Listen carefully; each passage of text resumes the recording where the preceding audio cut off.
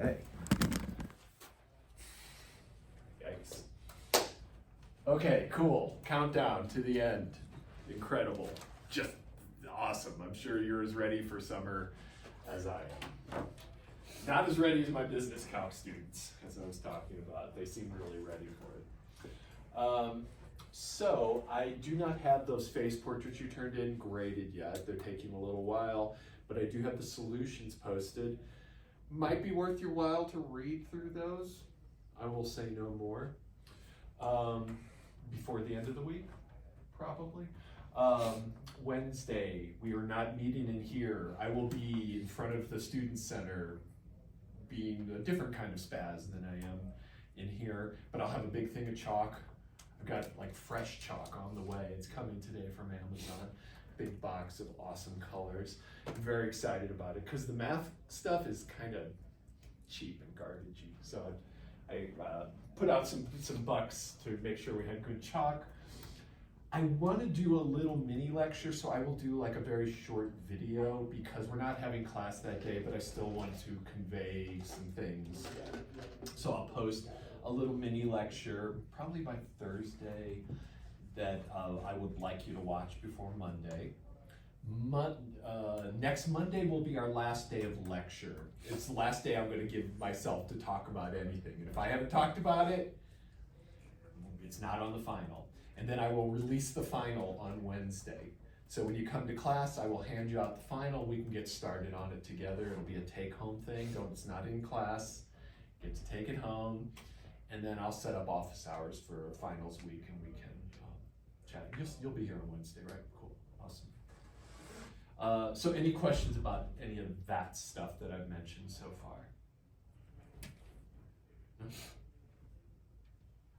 No? Is that a question, Lou, or?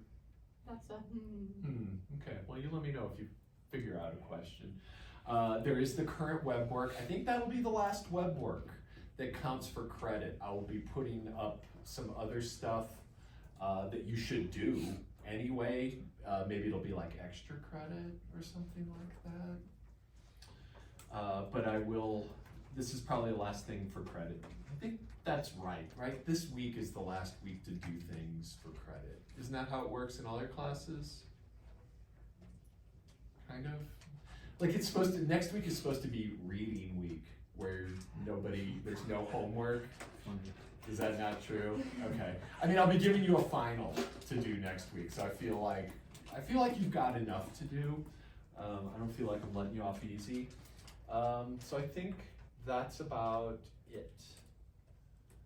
I want to talk about the face portraits that you have to do. So everybody clear on what I'm looking for on Wednesday? Gonna have those face portraits for me and you're gonna come do them. A little tip, one of the, there's two equilibria. One is a saddle, one is a spiral. You just have to show all the work for that and put them together. If you have just a little tips on drawing these things, I always appreciate people coming to my office and asking me questions and stuff. But if I had a saddle, on the saddle, I would probably want to find the eigenvectors and eigenvalues for the saddle and figure out where approximately the outgoing manifold is and where the incoming manifold is, and mark those just a small little X, because that localization you do with the Jacobian, that's a very tiny localization. So these eigenvectors are true and the eigenvalues are true, but just at a very tiny scale. So you can make them a little bigger. That's grossly exaggerated. And then let's say over here I had like an incoming spiral. Well, if I knew that this was a stable spiral, one of these manifolds would actually hit that spiral. And so I would include that, and then I would just include the rest of this here. At some point, probably all of these things end up inside that spiral on that side. These guys here probably all wind up. So just probably try it by hand and then go to the app and check yourself and make sure that you've got everything pretty good. But your face portrait should look roughly like this. The location of the spiral in the saddle will be different. In fact, the stability of your spiral will be different. So I guess there's only one other alternative for stability. That's unstable. Yours isn't. And they just fit. So this is all I'm looking for. And then you can come out and meet me, just tap me on the shoulder. You can either, well, maybe draw it first on the pavement and then have me come look at it, and I'll have a little notebook and give you credit. So like literally showing up and showing me your thing that is part of the assignment, right? So please do that. I need you to tap me and show me whatever you did. It doesn't have to look great. It just has to be tried. Does this sound okay? Yeah? Okay. And if you're worried about someone looking at your face portrait, first off, realize no one knows what in the fuck this is except us. No one has any idea. They'll never know if it's wrong. If you're worried about it being wrong, you can check with me beforehand and show me what you're thinking. And I'll totally give you a thumbs up or give you any tips you might need. Okay, I have warm up for you. Let's see how this is going. Could you please, I got a mass spring system that looks like this, a little warm up. What, could you tell me about that mass spring system and predict the behavior roughly? In other words, get a general solution. I'm not giving you initial conditions because they would be really not pleasant for this.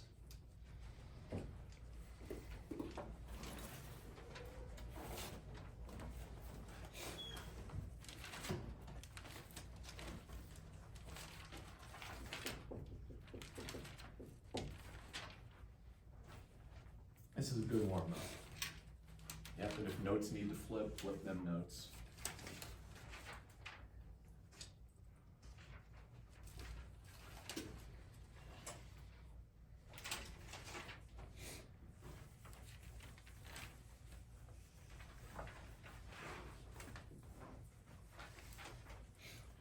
If you're also concerned, you can always send me a screenshot of your portrait ahead of time too. Happy to take a look at it via email and give you feedback.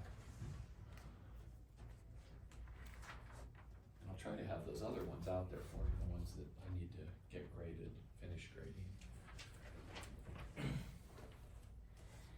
Yep, that looks good, look.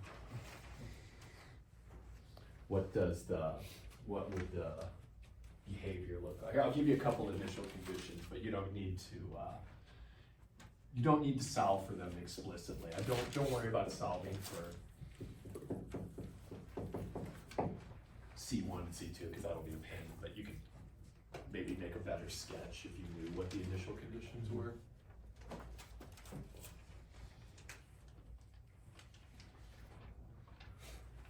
I'll give you a few more minutes and then we'll go through it.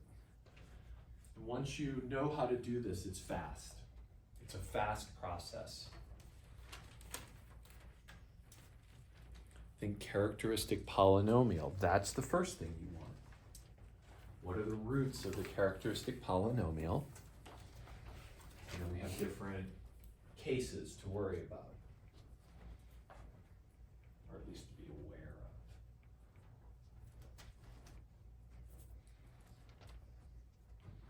Characteristic poly. How do you find that? Let me help. Characteristic poly. You get a lambda for each x and a power of lambda corresponding to the level of differentiation. So that's my characteristic poly. Yeah. Then I solve that using quadratic formula, probably in this case.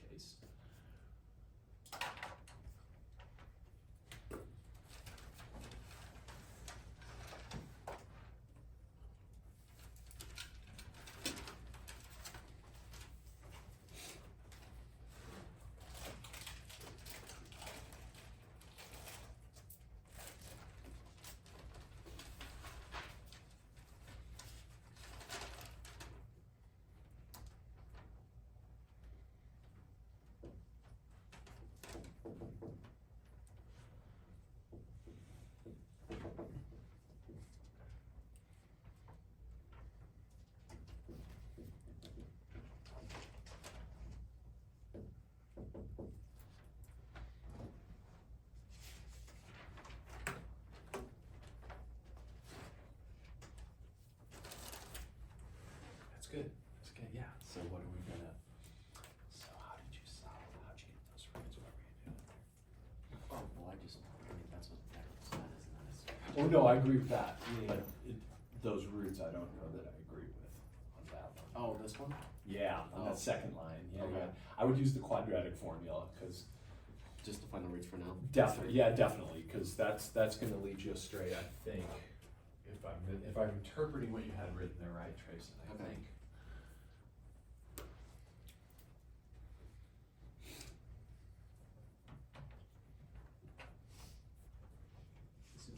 That's beautiful. Is that then what you did from that? No, so when the roots are complex, we have a special form Okay. for that. If you have complex roots, yeah, alpha plus or minus I beta, just like we did with the systems, Cormac, and everyone, I guess, really. If lambda is equal to this, then your solution is, if you ever write i's in your solution, take a step back. Yeah, that just indicates that there's oscillation. So that tells me oscillation. That tells me that there's decay or growth if there's a non-zero alpha. So this is what we go immediately to when we see complex roots. So in this case, we should get -1 plus or minus I for the roots. And then identify, I mean, have a little chart, you know, of the things, and maybe I think there's a chart in the book. I'll make sure that you have that, or I'll make one up for you so that you have it. But this is my alpha. Alpha is -1, and beta is the coefficient in front of the I, so that is 1. So here, x of t, my solution is C1 e to the -t. I see decay occurring here. Cosine of t plus e to the -t sine C2 sine of t. And that's my general solution. Now let's rewrite this just a little bit. I'm going to pull that e to the -t out in front.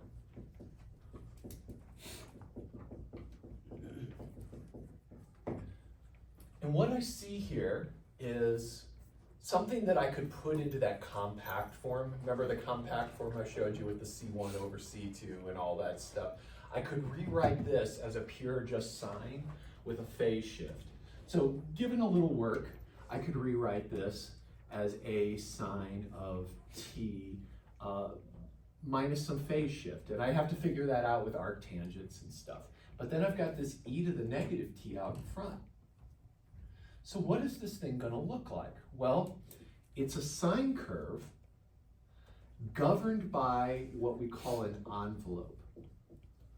And people who do sound processing and music work use these kind of things all the time. You have a waveform, this fundamental waveform, sine or cosine, they're pretty much the same. You can shift one to be the other. So I've got this fundamental waveform, and this is an amplitude control out in front. So this sets the maximum that this thing can be. So what I would do if I was going to plot this thing out, I gave you a couple initial conditions.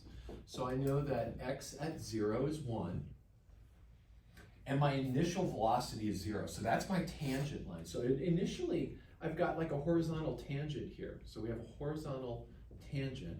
I'm just trying to put some stuff together that we've done. Horizontal tangent because x dot at 0 is equal to 0. So there's no initial velocity. If I'm thinking of this as a mass spring system, and I can, because all these coefficients are positive, I could think of it as something with a mass of 1. But notice that I have damping. That is your damping term. So I expect this thing to lose energy as it moves on. And this is the spring constant 2 here. So you can just kind of think of a mass of 1, spring constant of 2. That doesn't do a whole lot for you, but when you're trying to interpret this as a mass spring system, probably one of the most important things is realizing there's friction. Got an x dot term. Yeah. Doesn't matter that one of the alphas is -1. Just going back to like the sine of.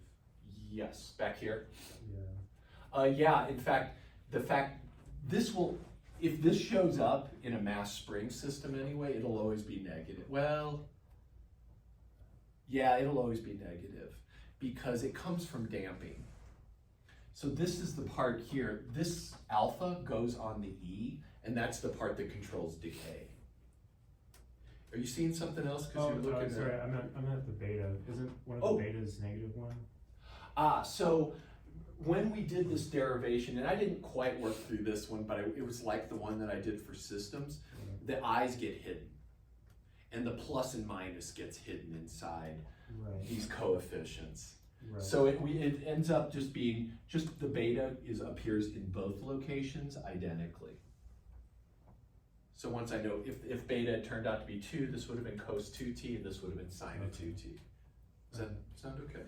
Right, yeah, but I guess I'm saying, like, if you have plus or minus I, so wouldn't one of those be? Well, no, so in the derivation of this, I strongly recommend checking out the derivation in the book of this formula, and I can point you to it. But the plus minus gets all swept away into these coefficients here. Okay. So the great thing is, once you have a complex root, don't think about it much more. Just go immediately to this form. If I tell you I've got lambda is 2 plus or minus 7i, then it's going to be e to the 2t cos 7t, and then an e to the 2t sine of 7t. And I just move right into that form. Okay. And how did you simplify down to a sine?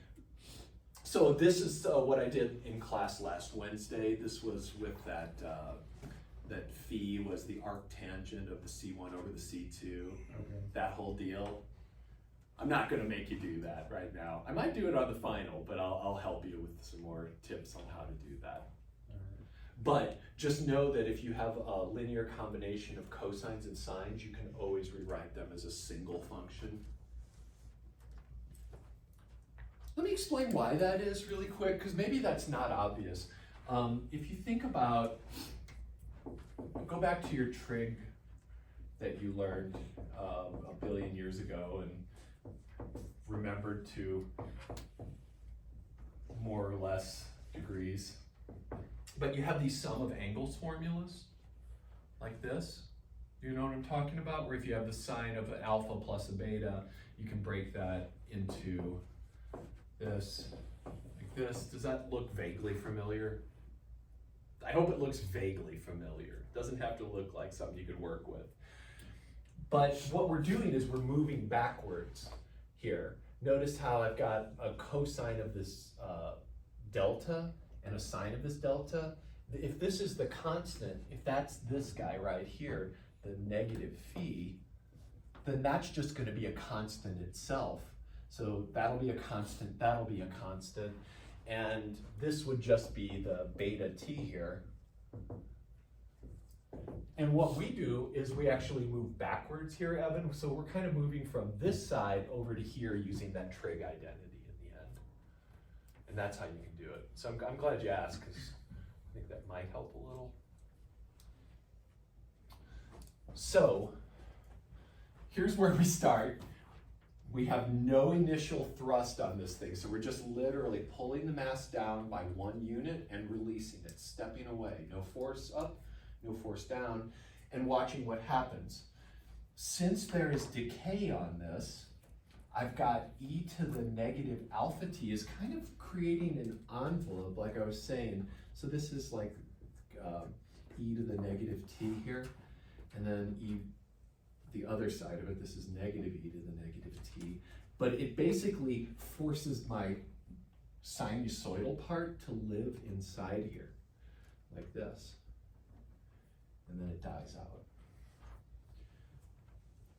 But you could just get a graphing app and do this. I feel like all my graphing skills are becoming pretty outdated these days. I don't know that folks really learn to graph like we were forced to back in the old days. But that's about what happens. Did anybody come up with that, Lou? Did you get, because you got that? Yeah. Nice, yeah. Anybody else come up with that? Does it make sense that that's the behavior? If there had been none of this, what would have been the behavior? If that was just that, what would I expect? Just, yeah, forever and ever, right? No damping, just sinusoidal forever. All right. Any other questions on that? It was just a little warm up. Yeah, we're good? Trayson, you good? Okay. Brendan, you good? Okay, awesome. So I want to give you another perspective on what's happening here. Let's start off with a simple example. So where's my example? This is a very different perspective on the whole thing, but it might be helpful in just giving you some power over these equations. So let's say I have x double dot plus 2x dot plus x equals 0. Can you just really quickly find the characteristic polynomial and the roots of said characteristic polynomial? I've got a mass spring system here, a lot like the last one, just with a weaker spring. So I've got a slightly less strong spring because that number in front of the x is the spring strength. So here we have something with not as bouncy a spring, a little sloppier. What are the roots here?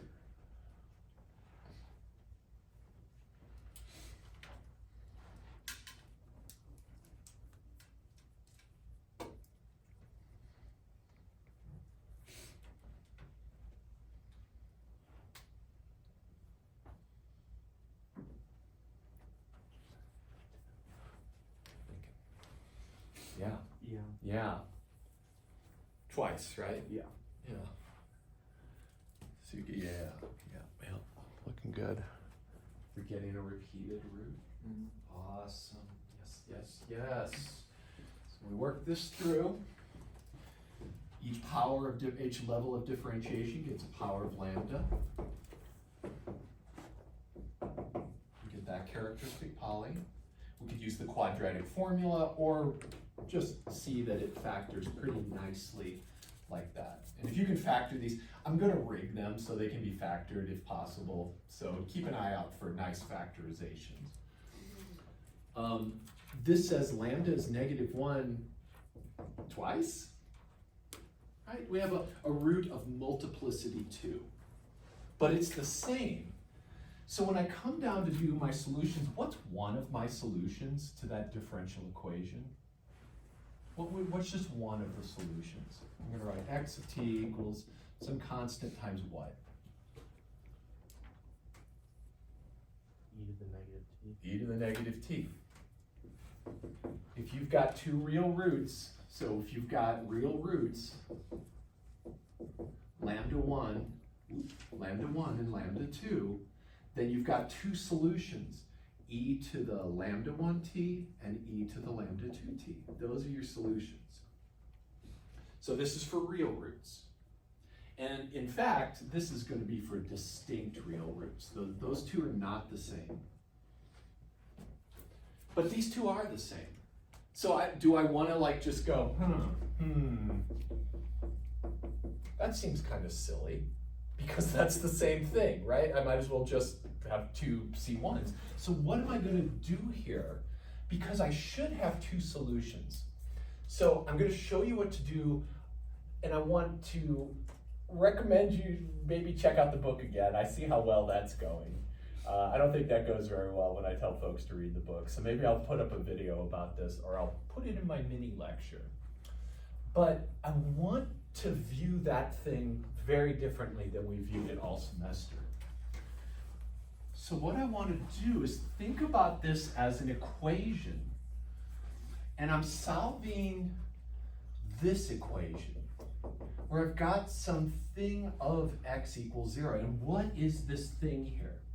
This d of x is a differential operator. You can think of it as a function that takes a function and spits out a new function. It transforms the function. So a differential operator. And what do I mean by that? So that means that d of x is literally just defined by that left side. It takes whatever I feed it, takes the second derivative, plus twice the first derivative, plus just the thing that I plugged in here. And so this problem, we're changing perspective. This is a mathy thing to do. Mathematicians do this all the time. Taking a step back and looking at things from a higher view. So we're actually trying to solve an equation like that. And we're thinking of this left side as something that eats functions. We're trying to figure out, what do you feed this so that it annihilates it completely? Now it doesn't do that to everything. So I know that if I feed this thing a solution, e to the negative t, we already know that that's one of the solutions to that equation. But let's see what happens here. When I feed it, I'm going to get the second derivative. Well, let's see. So if x is e to the negative t, x dot is negative e to the negative t, and x double dot is e to the negative t again. Does that sound okay? Just you keep getting an alternating sign because the derivative of the negative t. So when I plug that in here, I'm going to get the second derivative, e to the negative t, plus twice the first derivative. So I'm just plugging this guy in there, plus the original. And notice this works out beautifully. E to the negative t plus e to the negative t minus 2 of them. It gives me 0. So to say that e to the negative t is a solution to this equation is to say that if you've had linear algebra, it is to say that this is in the null space of this operator.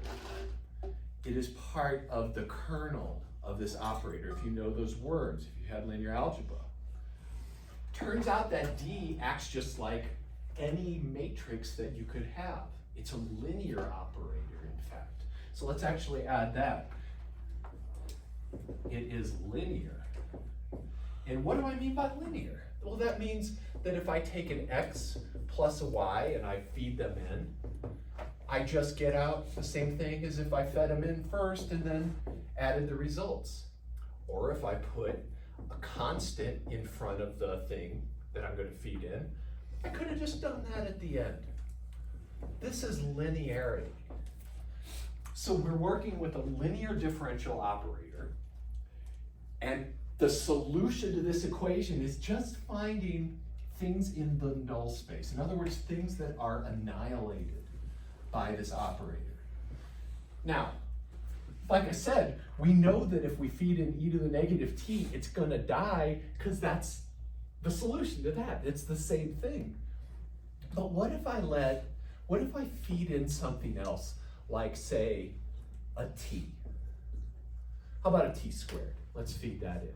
So we're going to take the second derivative of t squared plus twice the first derivative of t squared plus t squared itself. And all I'm doing is feeding it in here for the symbol x.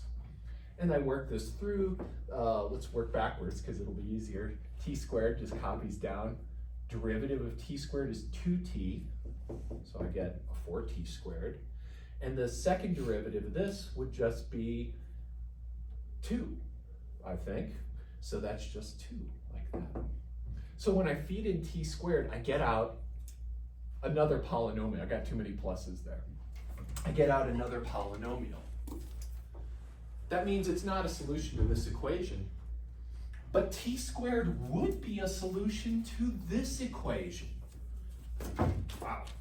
If I said, hey, let's solve this thing, t squared actually would solve that. Because when I feed it into this left side, I get out that right side.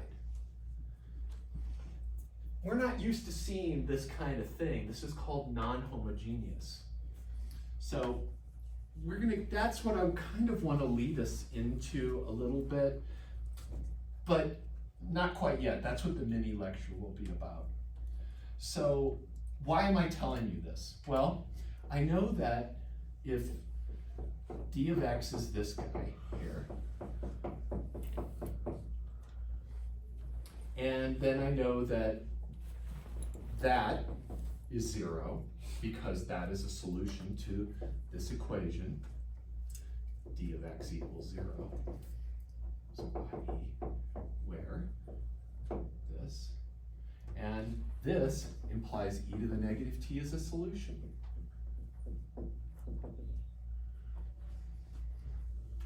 What might be another solution? So we're still looking for this other solution.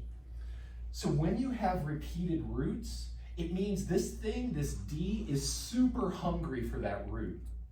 It needs extra helpings of that root. How do we feed it extra helpings? We multiply by a t. So we take our original solution and we make it a little beefier by multiplying by a t. Now let's check this out. Could we work this through together? So if x of t is t e to the negative t, could you crank out these for me, please? This first derivative, and then God help you the second, but you do need the product rule, so keep that in mind. Let's just see what happens when we feed in t e to the negative t.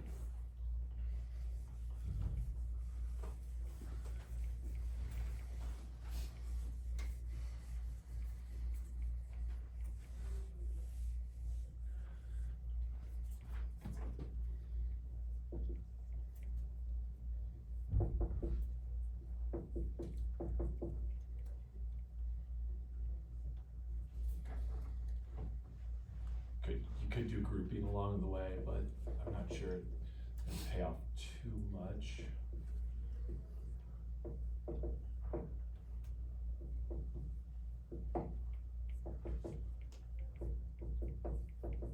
Just be careful, use parentheses when you're doing that second derivative for sure. And keep an eye on me. There's some folks in here who are really good at keeping an eye on what I'm doing. I really appreciate it.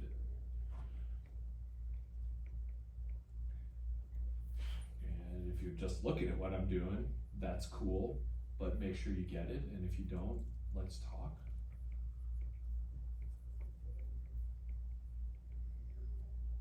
And if you do get it, plug it in, feed that x to d, feed this x to d, and what do you get? D of t e to the negative t equals what?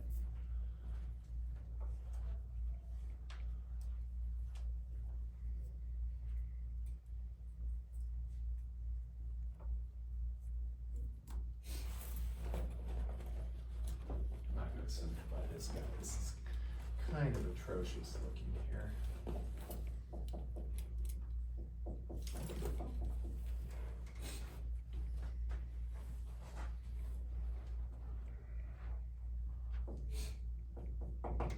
Did you say something, Lou?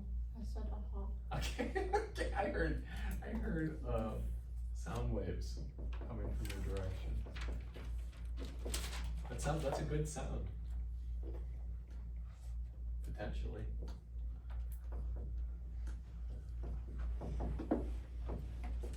So x dot is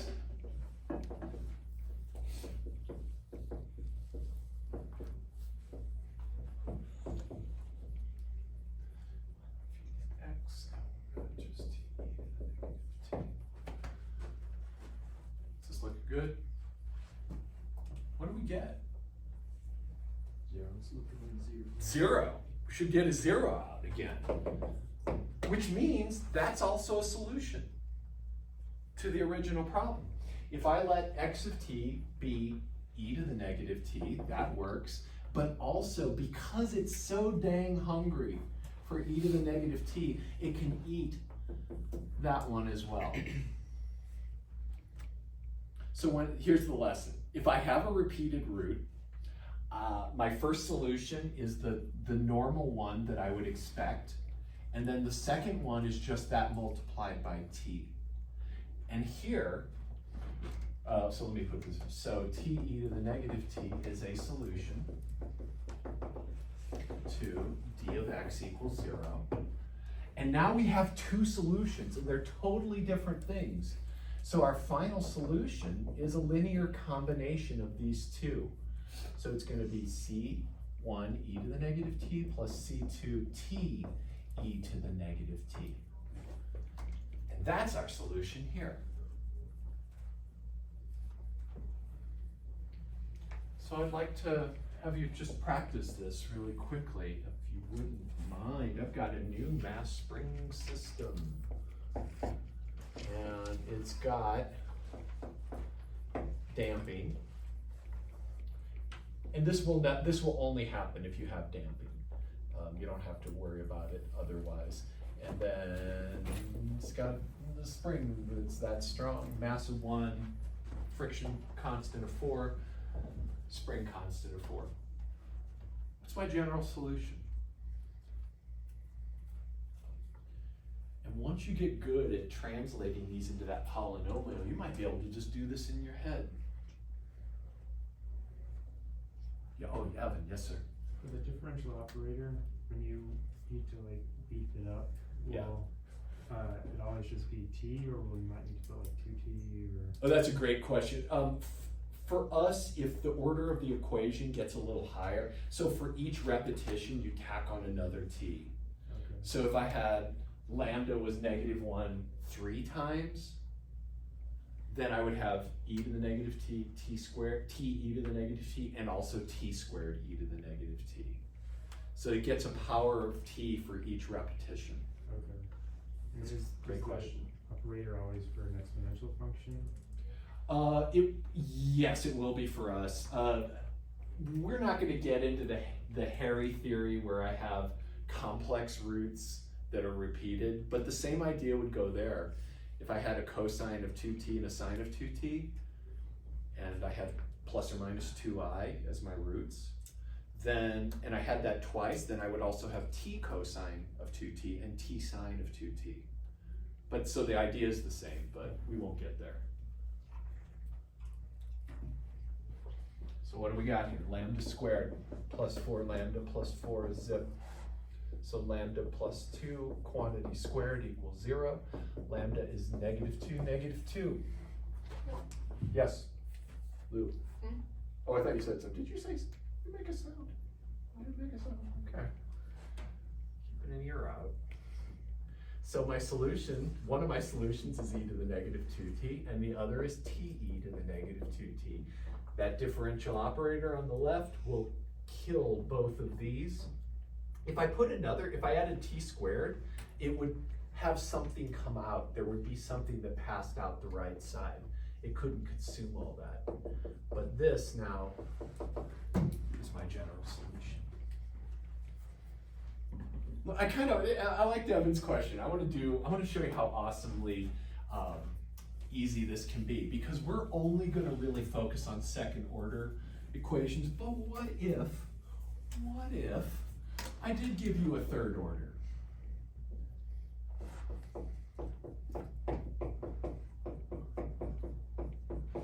Good Lord.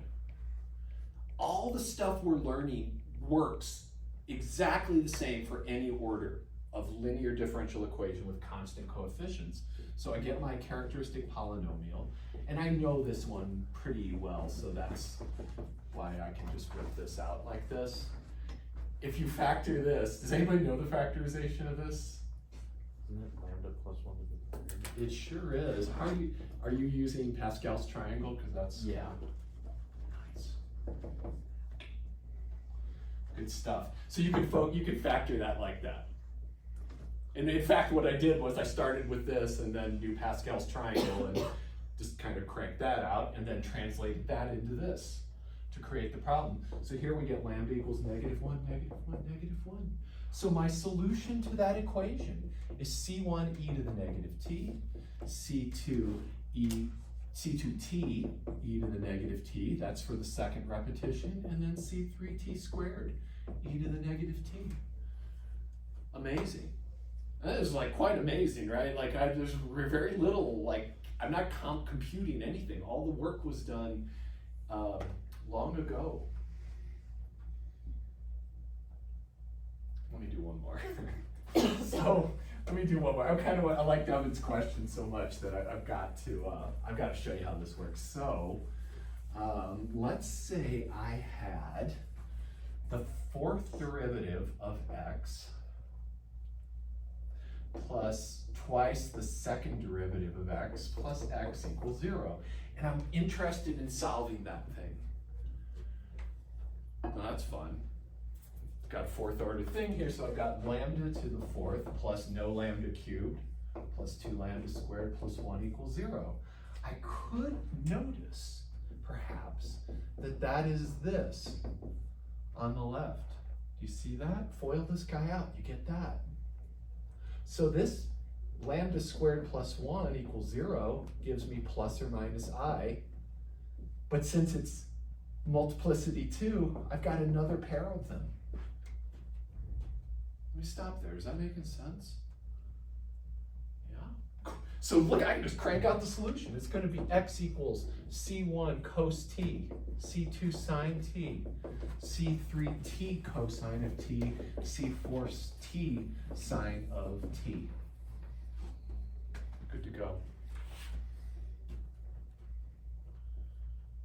And then, you know, I probably would have to find those. This is where it would get horrible if I had initial conditions to solve for the C1, C2, C3, C4.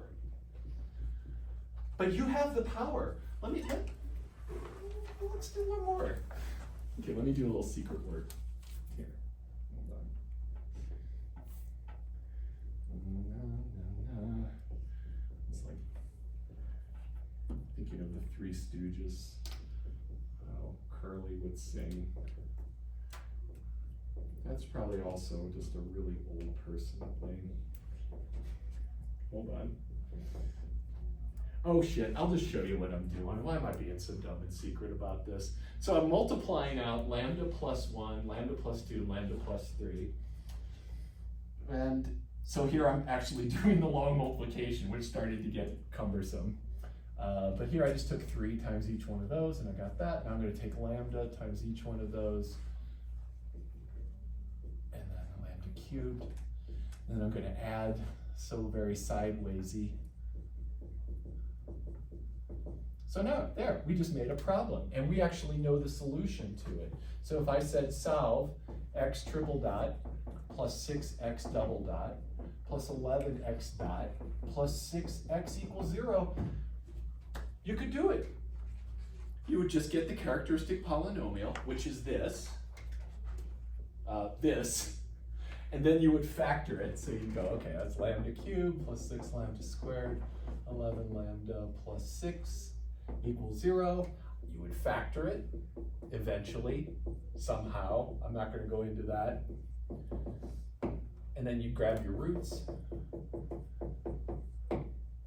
And then you'd say, oh, I know exactly what my solution is. It's c1 e to the negative t, c2 e to the negative 2t, c3 e to the negative 3t. And that's it. It's just that simple. So you have a power. You have a great power now. We're not going to harness it fully. Is this making sense?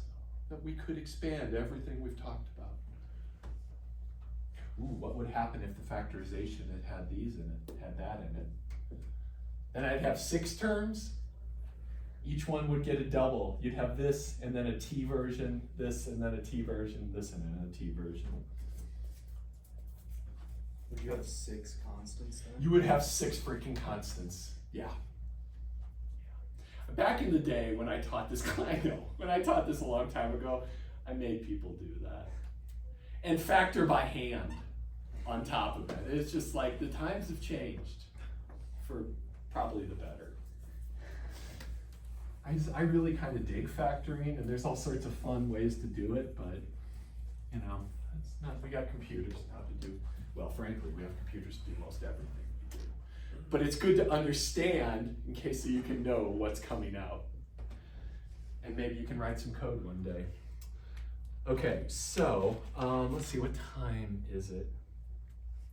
I probably should have asked about questions on that phase portrait before I started rolling down this road, but I think I'm going to stop right there. Does anyone have questions on that phase portrait? Which one? The one that's you're going to draw on the sidewalk. Let me show something here, because I've seen a couple of folks, especially if you haven't had Calc 3.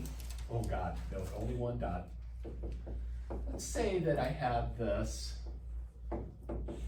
Actually, let's do this.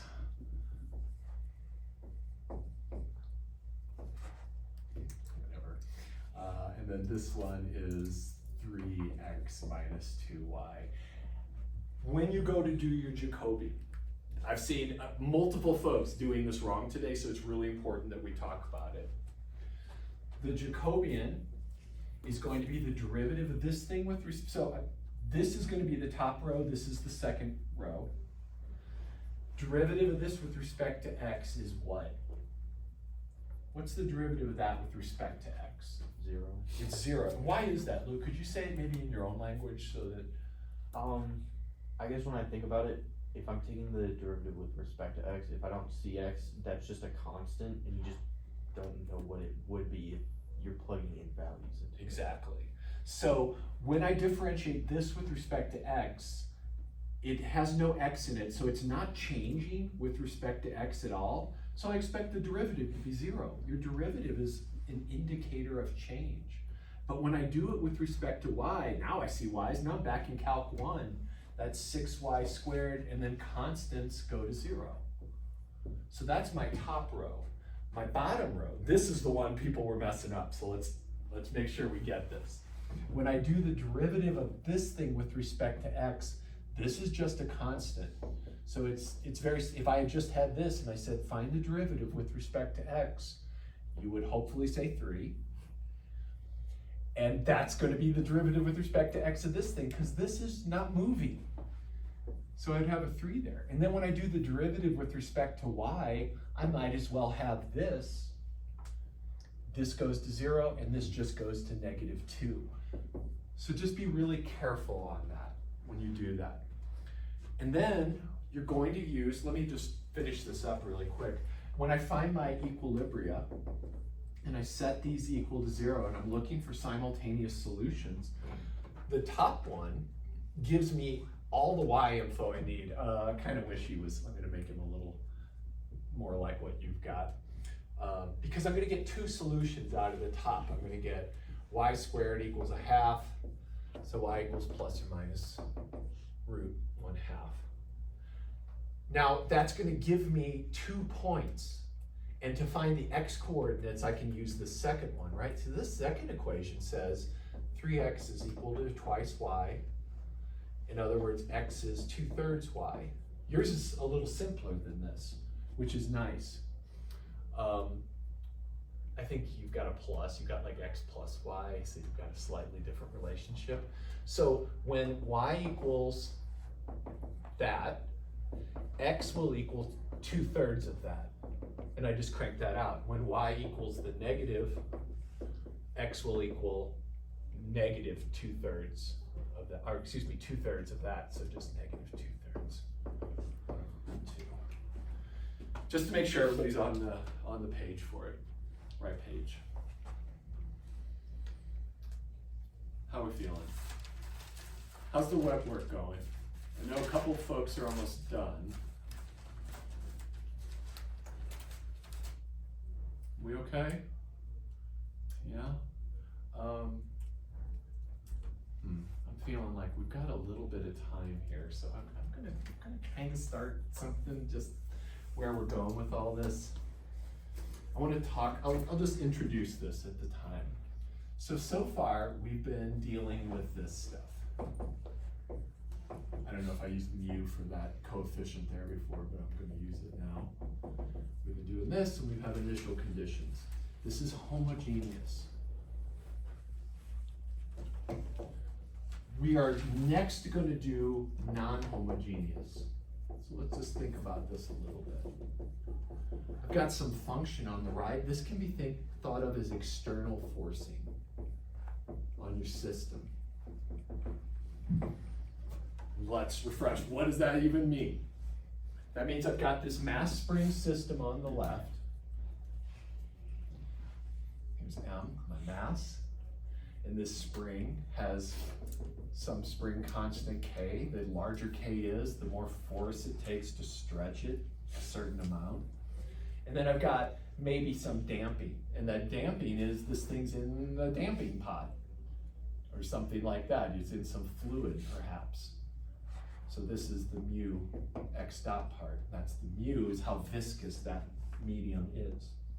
But we might also have something on the right, and this can be thought of as maybe a jet of air down at the bottom.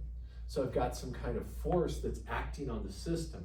And maybe it can vacuum, it can push and pull at the same time. This would make sense if you had sound waves, that they're gonna kind of do both those things as they rise and fall. But here we could imagine, you know, a vacuum pump that's going up, pushing up and then pulling down or something like that. So this is my F of t down here. You can think of all sorts of different forcings. So F of t is going to be some function. What does this forcing look like? What does this say? Let's say there's 3 right there. What does that mean? That's my external force, and it acts like that. What's happening?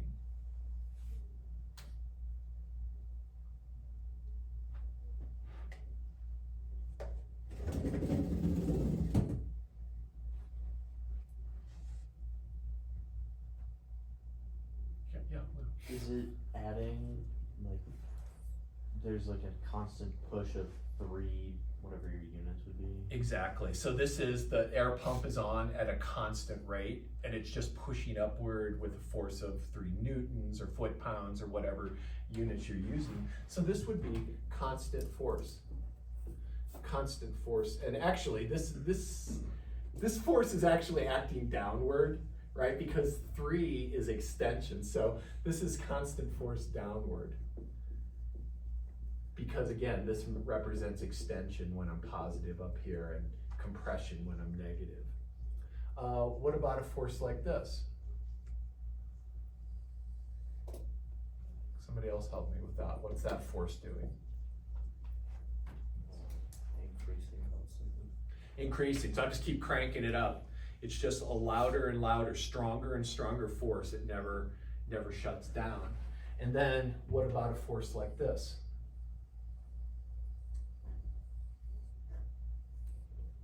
What's that doing? Fluctuating. Fluctuating, so I have a sinusoidal force. This could be thought of as like maybe a sound wave acting on the system or something like that. Or just a force that oscillates with time. So how do we handle this? Let me just talk about the general approach.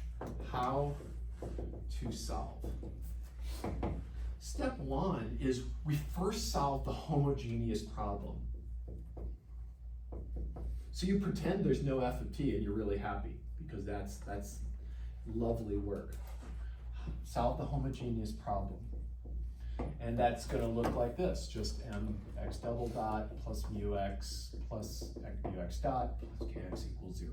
Solve that. Get the general solution, and this is called the homogeneous solution. So we have an x sub h of t equals whatever that's supposed to be.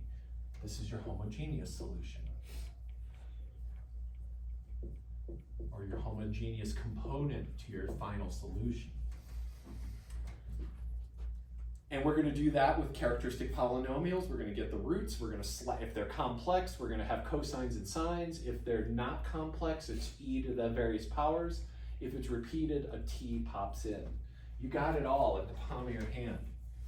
Step 2 is we're going to try to figure out what do we feed to this side that can spit out the right side. Because we know that this left side here, so I've got this d that eats functions. We know that when we give it x sub h, it's going to spit out 0. So we're not going to use any of this stuff. So the art of the next part is how do you figure out what to feed this so that it gives out that right side? And that'll become the particular solution. So step 2 is find x sub p of t, the particular solution. And there's actually a lot of rhyme and reason to this. So I'm going to actually just show you a quick example, and I think it'll make good sense. Find using, and the only method we're going to really use is what's called the method of undetermined coefficients.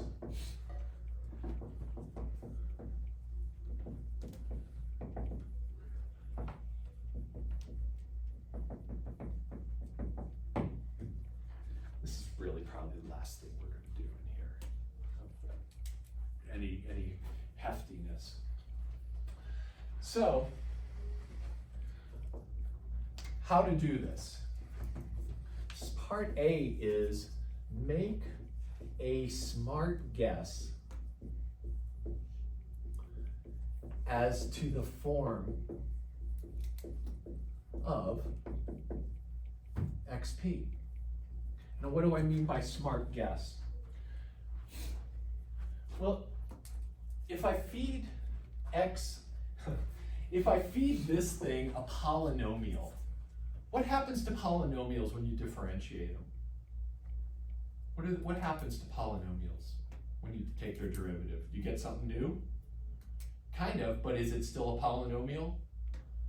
Yeah, right? So if I feed this side a polynomial, it excretes polynomials. If I feed this e's and I take the derivatives, what are the derivatives of this thing going to look like? Just like that. Just like that. So if there's an e on the right, I would feed this a comparable e and know that it will pass through. And if there's a sine or a cosine on the right, do those change? They kind of do, but they just turn into each other with various signs, right? So if there's a sine or a cosine on the right, I'm going to feed a sine or a cosine in on the left and use that to make my guess. So here's the tips. If f of t is this form, guess this. So let's see. So if f of t is a polynomial, like a t squared, a polynomial of degree n.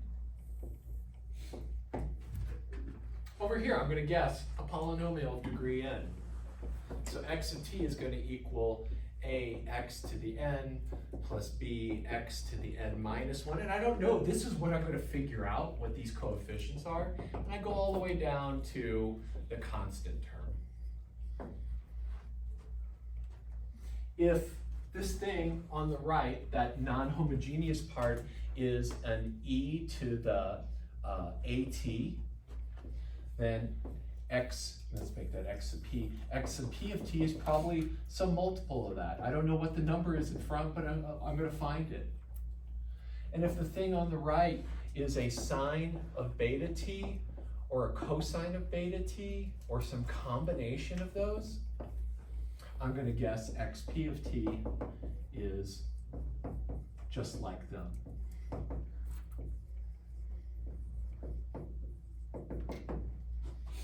And that's it. And then I'm going to feed those in to the left side, see what it spits out, and compare it to the right side. And then figure out what the coefficients have to be. See, they are undetermined here. We will determine them by plugging them into the equation. So let me do a quick example. And let's do something we've already got a lot of the work for. So we've already done this guy. And let's just say I've got 2t minus 1 over here. So we already solved the homogeneous problem today. We know that x homogeneous is c1 e to the negative t plus c2t e to the negative t, because we had that repeated root. So I got that. I want a polynomial to come out on the right. So I'm going to guess that x looks like a polynomial of the first degree. So step 2, we're going to guess that xp of t is just a first degree polynomial. And think about it, if you take this and you find its first derivative and its second derivative, it's just an even simpler polynomial. We're going to plug that into the left side and compare it to the right and solve for a and b. So to do this, I need to crank out some derivatives. So the first derivative is just a, b goes to 0. Second derivative, hey, this worked out pretty sweet, that's just 0. So I'm gonna plug this into the left side. So plug into the operator side, so we can get a little more sophisticated in our lingo today. So I'm gonna plug that in. I'm gonna have xp double dot plus 2xp dot plus xp. I'm just literally plugging it in and doing what that says. So that is gonna turn into 0 plus 2a, because that's xp dot, plus at plus b. So this is the x double dot, this is the x dot, and this is x itself. 2 of those. Let me stop. Does this make sense? Yeah. And then crank it out like we just did. Put it together and compare. So this right-hand side is actually, I'm going to group together the terms. This is a times t, and then the constant is 2a plus b. And that must equal, so here I'm setting it equal to the right side. Set equal to desired right-hand side, RHS, and that must equal 2t minus 1. So what's A? What's A have to, if this is true, what does that say A equals? 2. I've got AT, and that's got to be all the 2 T's here, so A has to be 2. I'm comparing the coefficients. However many T's are here, that's what has to be true over there. So A has to be 2, and then 2A plus B has to equal -1. It's the constant term. So now that I know A is 2, since A equals 2, I've got 4 plus B equals -1, B equals -5. And I'm done. I now have my particular solution. My particular solution is going to be, I'll just write it up separately, 2t minus 5. If you take that and you run it through this left side, you get out that guy. Yes, Lou? So, I get like the process, but Cool. why 2t minus 1? I just made that up. I mean, think of this as some weird forcing function. Okay. So yeah, I mean, that's the way to think of this. Oh, so like you won't come up with that? Say that, ask that question again. I'm interested in understanding what you're saying. But I don't So quite. after you solve the homogeneous solution, Yes. you have to guess. Yes. And did you just guess that? Well, I was given this, and I guessed that the particular solution had to be a polynomial. That it has to look like this if I ever hope to get something like that out on the right. Because all I'm going to do is take this and differentiate it, and polynomials turn into polynomials. So this thing, if I want to get this out after feeding it into the left side, it's got to look like this. So I just used that idea that polynomials stay polynomials, made a guess at one. Now, then I've plugged it in and figured out what these two have to be. Mm-hmm. I don't know if that answers your Yeah, your definitely. discontent. Okay, cool, awesome, cool. So final step is to put these two together. The final solution is the sum of the homogeneous part plus the particular part. So here, and this is going to have constant this has still got the C1 and C2, so this is C1 e to the -t plus C2t e to the -t plus that very specific thing that I just cranked out. And that is my full solution. And then if I had initial conditions, oh my God, Then I still have to solve for C1 and C2, but I do that at the end. So lastly, use initial conditions to find C1, C2. We're not gonna do that. We're not doing that. That's what that'll be for you. You'll have the joy of that on your final. You get to do all this fun. Yeah. Trina's stoked. So that's what we're doing next. That's pretty much about the last thing. Let's just call it. Everybody, you're gonna find me, right? And if you can't make it, I'm gonna make you get together with me and draw on the pavement. So it's just easier to do it Wednesday. Just come do it Wednesday. If you're sick, you're sick. You're still gonna draw shit on the pavement, okay? What time will you be there? Oh, yes, I will be there from 12 till 3. Oh, yeah, I think I sent out an email about it, but it's good to know. 12 to 3 I'll be there. So you can come by at any time in that window. It doesn't have to be our class. Some of my friends get to draw multiple things for me, so good times. Thanks, everybody.